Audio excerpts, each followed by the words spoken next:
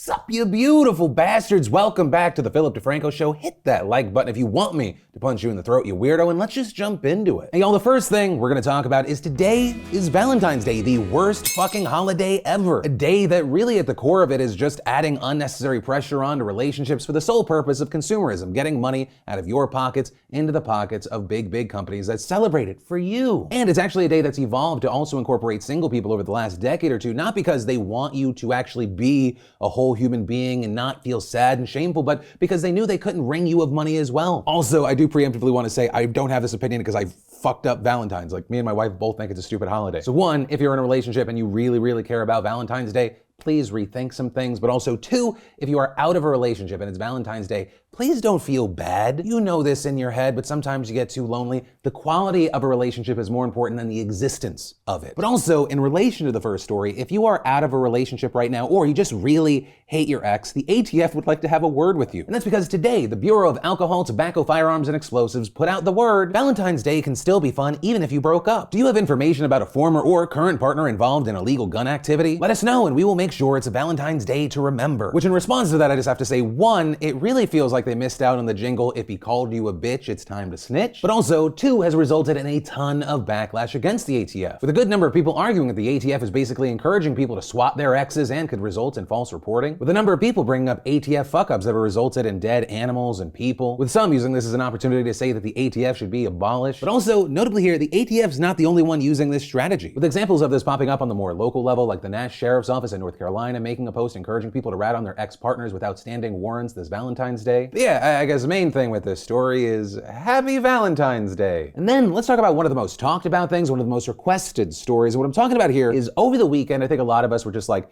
I want a chill, calm weekend. And then Kanye West was like, no, I'll be damned if every single person on this planet is not aware that Pete Davidson is having sex with my wife. First part of my documentary is coming out Wednesday, so I have to make a fool of myself online as per usual. All press is good press because despite the fact that I act like a lunatic most of the time, everyone forgives me because I put out good content. CA, this is just me helping you get the word out. Extra, read all about it. But also, side note, Kanye, she is your ex, soon to be officially your ex-wife. You're lashing out at everyone. You're lashing out at Billie Eilish over something she didn't even actually say. You're like, how dare she care about the people who paid to go to her concert? That's obviously a dig at Travis Scott. By the way, is it even remotely awkward for you that you're tweeting all this weird stuff about Kim and Pete Davidson while you're actively in Julia Fox? How many times do we need to stream this new doc or buy Yeezys for you to shut the fuck up? And one of the final things I'll hit on here, because a number of people, like, they make an excuse for him because they say, you know, he's mentally ill, he's struggling. It doesn't automatically excuse absolutely dickish behavior where you're dragging the mother of your children in public when she's trying to be nothing but okay with you. And I think for a lot of people who've been in very horrible and at times abusive relationships, they recognize the insane, if I can't have her, no one can have her ramblings of this just crazy man. Like, in addition to the weird, aggressive, direct attacks online, he's also encouraged his fans to harass people in public. There's recognizing you fucked up, wishing that your family was back together, and then whatever the fuck this is. You know, I say whatever the fuck this is because I've never actually had to deal with it personally, but if you've ever been in an emotionally abusive or emotionally manipulative relationship, you know what these behaviors are. Like, his problems go past what we've seen in the last 72 hours. This has just shown consistency. He lashes out at the mother of his children very publicly, and then that doesn't work, so then he tries to make himself out to be the victim with unfounded and at times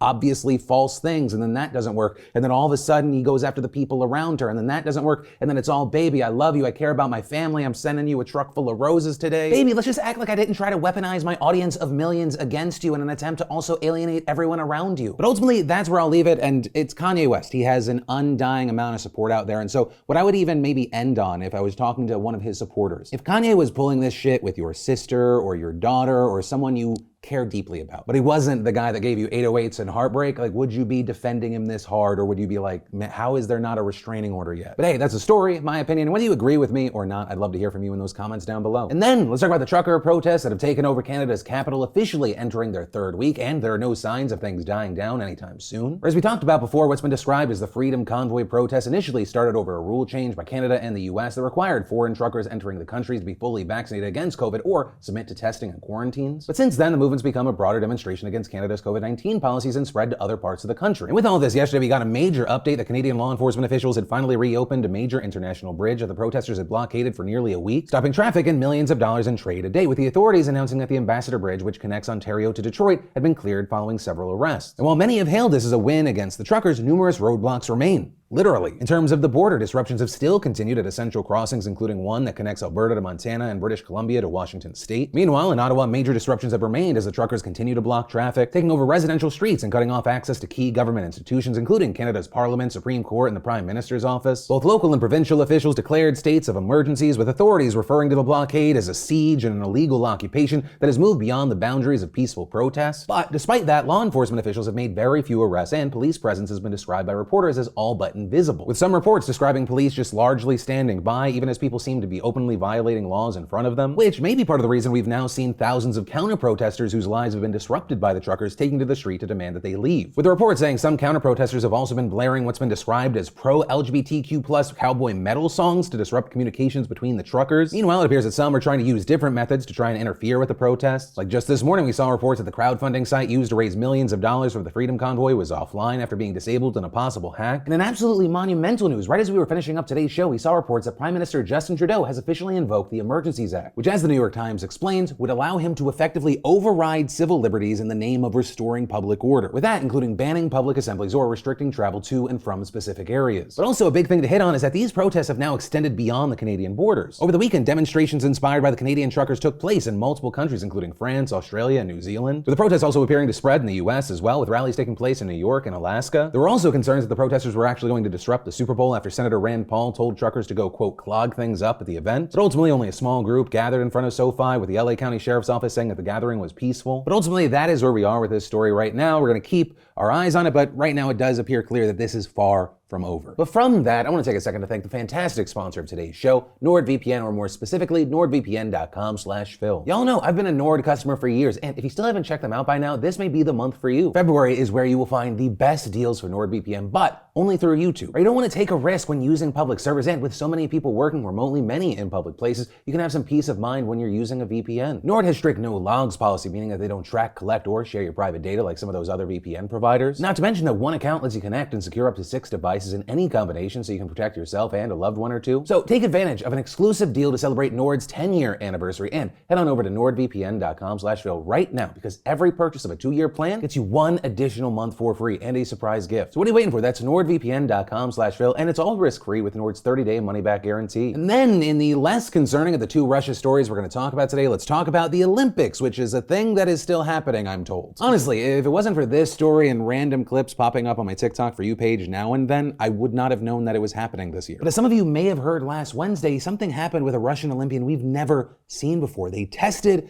positive for a banned substance. Shocker, doping, drugs, illegal shit. And because of this revelation and this scandal, they ended up postponing the medal ceremony for team figure skating while they worked out how to handle the situation, with Russian media revealing that the athlete in question is Kamila Valieva, a 15-year-old who made history by landing 2 quadruple jumps, with them adding that the substance in question was a heart drug which reportedly can boost endurance and blood efficiency, and to make this matter even worse, the Russian team ended up winning the gold medal last Monday. Right, so it's not like they came in 4th or yeah, they got onto the podium, but it was only a bronze. This put the top award in a total limbo. And so with that, you had Mark Adams, the spokesperson for the International Olympic Committee, right, the IOC, saying a situation arose at short notice that requires legal consultation. Except he didn't go into any detail about exactly what he meant by legal consultation. Instead, he moved on and added, "You can bet your bottom dollar we are doing everything so that the situation can be resolved as soon as possible." But also with this, you had Valieva's coach saying, "This cannot be true. We can be pointed fingers at, but we are all clean." And last week, the IOC and the International Skating Union were left haggling over legal obstacles, with some speculating that they're trying to determine whether the drug was taken inside or outside of the competition. Though media reports say she submitted the test sample before winning last month's European Championship. But now, ultimately, a verdict has been made, and Valieva will continue to compete in the Winter Olympics. But there is a massive catch with this, right? If she finishes in the top 3 at an event, there will not be a ceremony for it. And the medal ceremony for the team figure skating has gone from postponed to straight up canceled. So we're not just talking about Valieva not getting to stand on the podium, we're talking about the other 2 as well if she places. Which, I mean, there's really no way around it. It's just completely fucked up. Imagine training your whole life for this moment and then you do amazing and you still don't get a medal because of some other country's player doing drugs? And the thing is, it's very likely we're gonna see this happen. Valieva is set to compete in this week's individual event where she is expected to win gold, and we kind of just have to wait to see what happens. And if you're wondering why the IOC is doing this, they have said that this decision was made because of the quote, inconclusive situation, and claiming that they will quote, organize dignified medal ceremonies once the case has been concluded. With Valieva herself telling Channel One Russia she is happy about the decision, but that she is emotionally tired, which one, Valieva, in about a month, I've got the perfect hoodie just for you. That's a joke, calm down. But also, two, it's completely understandable. She's only 15 years old, which is actually reportedly part of the reason why she wasn't suspended, as well as the irreparable harm she might suffer from not being able to compete. And so with that, a lot of the blame isn't being directed towards this 15-year-old athlete, but instead it's been directed at her coach, who uses notoriously strict and harsh methods, even being dubbed Russia's Snow Queen for her icy demeanor and coaching style, which it just feels like I'm describing a villain in a Mighty Ducks movie. But I mean, if you just look it up, easily you find a string of skaters have quit over the years because of her cruelty, though it's not like it doesn't pay off. She's one of the world's most sought-after coaches, with players who have won top medals at international games numerous times. And so while you have some Russians defending her, you also have others saying, okay, let's look at the whole of this situation. Not only are we talking about harsh treatment, but did she dope this 15-year-old? And one of the things we saw people doing with the situation were people making comparisons and calling out what they said was a double standard, with many specifically pointing to what happened to U.S. sprinter Sha'Carri Richardson. As you might remember, USA Track and Field said she couldn't go to the Tokyo Olympics because she ended up testing positive for marijuana, with Richardson saying she used marijuana to help her deal with her mother's death in a state of emotional panic. And actually, with this Winter Olympics news, you had Richardson herself speaking out, saying, "My mother died and I can't run and was also favored to place top 3. The only difference I see is I'm a black young lady," noting that the 15-year-old failed in December and the world just now knows, but saying, however, my results were posted within a week and my name and talent was slaughtered to the people. But ultimately, that is where we are with the story, and of course, with it, I want to pass the question off to you. What are your thoughts here? And then in news in a situation I really wish would calm down, but things just continue to heat up, let's talk about Ukraine, where you've got the United States warning that a full-blown Russian invasion could come at any time. Right, the last time we talked about this, Russia and China had just tried to block a UN Security Council meeting on the issue, but they got outvoted and it went through anyway. The US accusing Russia of acting aggressively, Russia accusing the US of stoking tensions, and Ukraine telling both of them to stop bickering like a mother stepping in between two 8-year-old siblings. But, shocker, that didn't work, and so now we're at this place that has been long predicted, right? The US said a couple of weeks ago that Russia would invade Ukraine by mid-February, and guess what? It's mid-February. And so now you have the US saying an invasion might commence in the next 48 hours, which could be more like 36 by the time that you're watching this, with many having speculated that now is the prime time for an assault because the ground is frozen over Kyiv, making it easy for tanks and other vehicles to cross into the capital. But also, with this, you have analysts noting that any Russian attack will likely begin with air and missile strikes on Ukrainian defenses and critical infrastructure, not with ground troops. But regardless, the US says Russia could begin aerial bombardments at any time, and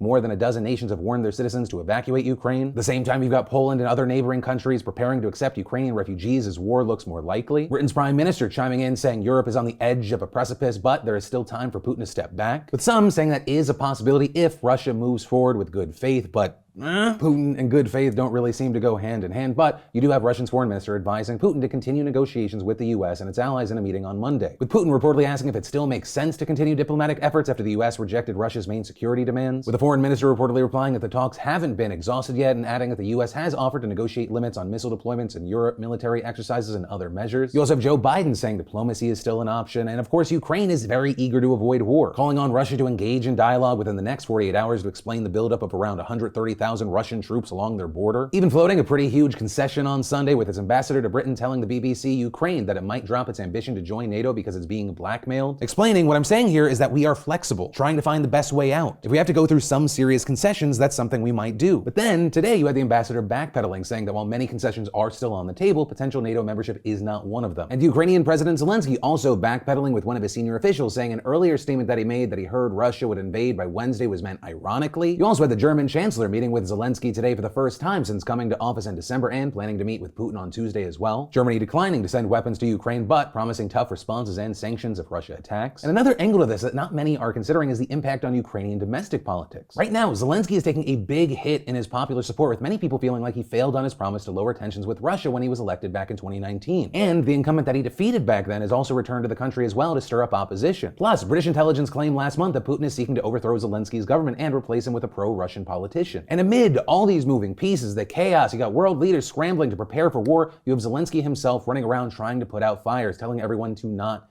panic, criticizing the media for blowing the crisis out of proportion and downplaying the significance of Russia's military buildup. And in a phone call on Sunday, he even invited Biden to fly down to Kyiv for a meeting, which looks like a real long shot given that most American diplomats have already dipped out of the city. And so with several Western countries sending military aid to Ukraine and deploying forces to the region, what we're watching here is like the biggest Mexican standoff between two nuclear-armed states probably since the Cold War. But yeah, ultimately that is where we are, and we just have to wait and see what happens while we essentially just get to live through stuff that's gonna be in history books. Living through it, not as fun as reading about it. But ultimately, that is where that story and today's show ends. As always, thank you for watching, liking, subscribing for these daily dives into the news. I love yo faces, and I'll see you tomorrow.